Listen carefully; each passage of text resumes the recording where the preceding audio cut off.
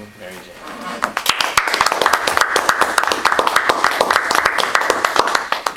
I just wanted to touch briefly on Atia's speech.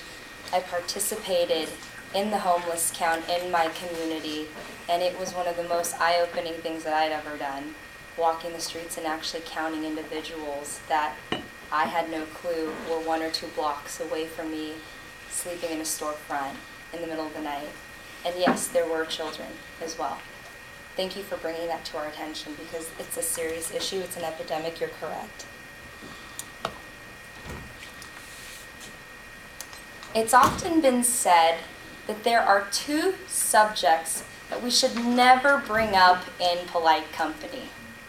Can someone name one of them? Politics. Politics, yes. There's a second one. Religion. Yes. You all know you do not talk about politics and you do not talk about religion. I'm going to talk about one of those topics today. Mr. Toastmaster, fellow Toastmasters, today we're going to speak a little bit about politics. And why not? It is the year of our presidential election. Come November, we have the opportunity to select a new candidate who's going to be our president, our commander-in-chief for the next 4 years. Now, I'm not here today to tell you where I stand and who I support. I'm not here today to tell you who you all should vote for. Because if Kyle Levine were here today, he could tell you how much I avoid that topic. I don't like confrontation. People get really, really passionate. And as they should, it's a very important topic. What I'm here today to do is to encourage you all to be more educated about who you decide to choose. Because it is not black and white. There is a lot of gray. And if you know who our candidates are, you know that they are not the perfect definition of one party or another party. They're definitely somewhere in between. And some say that some even align one party and another party's candidate have a lot of similar stances on issues. I will talk about the different parties, the different players, what the issues are, and what you all can do to take action to become more educated so that when November comes, you know who you side with. The parties. If you've seen these illustrations before, typically they are represented by the elephant and the donkey, the Republican and the Democrat. The Republican is more right-sided, conservative, and the donkey, the Democrat, is typically more left-wing liberal. And that is the textbook definition.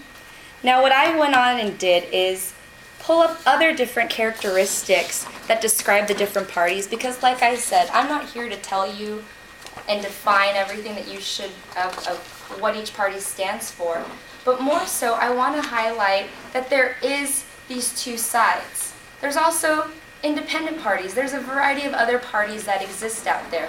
These are the 2 main ones. And why?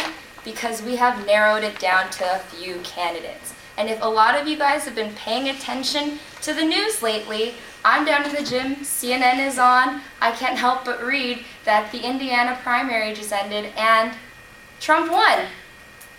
Donald Trump. I'll talk about him later when I go over the candidates. But as we go through day-to-day, things are happening. CNN is able to cover this around the clock. So it's very important for you all to know who your choices are. So let's talk about your choices.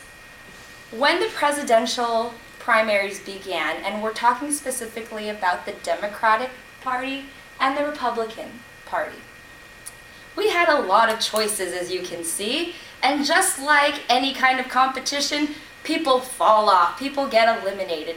The most recent elimination, and I was describing and speaking of the Indiana primary, was that when Donald Trump, this gentleman right here, who is a business mogul, he is representing the Republican Party, I hope you all know this, but when he won the Indiana primary, as of yesterday, one of the front runners of the of the candidates for the Republican Party dropped out. Where'd he go? Top left. Oh yeah, Mr. Victor Cruz. Yeah, Ted Cruz. Ted Cruz. That's Vic. Yeah, sorry. I just crossed them all out because guess what? He's not relevant anymore. He bowed out of the competition, and as of yesterday, Donald Trump is now the assumed candidate for the GOP party. And then we have our two top front-running candidates for the Democratic Party, Hillary Clinton, very seasoned politician, and also Bernie Sanders, who is giving Hillary a run for her money. He, as he would have admitted today, won a big uphill battle in winning the Indiana primary. We are down to 4 candidates. That 4th candidate is down here, John Kasich, who was a late entry into the race and refuses to drop out just yet in hopes that the Republican Party will rally against him. So these are the people that we have left in this race. The thing is though they identify with certain parties, where they stand on certain political issues, which if you look at the handout that I passed out, different issues are listed there, and what a typical candidate would align with in their stances on certain issues, like abortion, like gun control, like various things like healthcare. So what are the issues? And where do you stand on the issues? Who do you support? As of right now, if we look at this chart right here, who do you support right now? But is that who you truly support?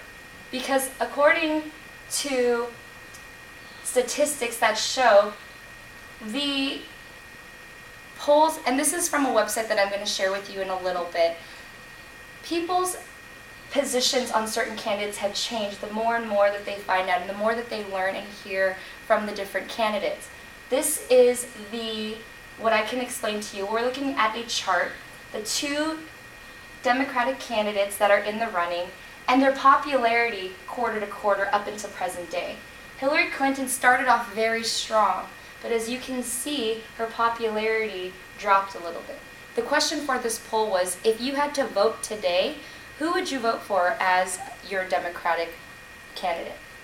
Sanders, on the other hand, started very unpopular, and as time progressed through the quarters up until today, and with the recent win in Indiana, as you can see, has climbed up. This is for the Republican candidates, and just to highlight, Donald Trump has made his way up, as he has been known to do, so that's all I'll say on that. But the issues, like I said, where do you stand on equal pay? Where do you stand on gun control and abortion? Is it I'm pro-choice or pro-life? Or are you pro-choice in this certain circumstance? Are you pro-life, but actually if the situation was like this? There are other options, and the way that you can figure out exactly where you stand on these issues are really going to help you figure out which candidate you align with most. So I wanted to share with you this website. I encourage you all to visit isidewith.com. And what it is it's a quiz. I guarantee you that if you take the time to really ask yourself where you stand on those political issues, that you may be surprised that you do align with someone you didn't think you would. Or for myself, I will share, I took it and I did align with someone, but it definitely made me more aware of what issues I valued most. Because it isn't black and white, guys. There's a lot of gray. And what I can say is that figure out where you are in the gray and which candidate is your shade of gray. So at the end of this all, I hope that you can figure out who it is that you side with, and come November, like our former President FDR said, democracy can't succeed unless those who express their choice are prepared to choose wisely. So come November, choose wisely and figure out who you side with. Thank you. And this is something I thought was funny I saw in New York. It was fitting for the theme.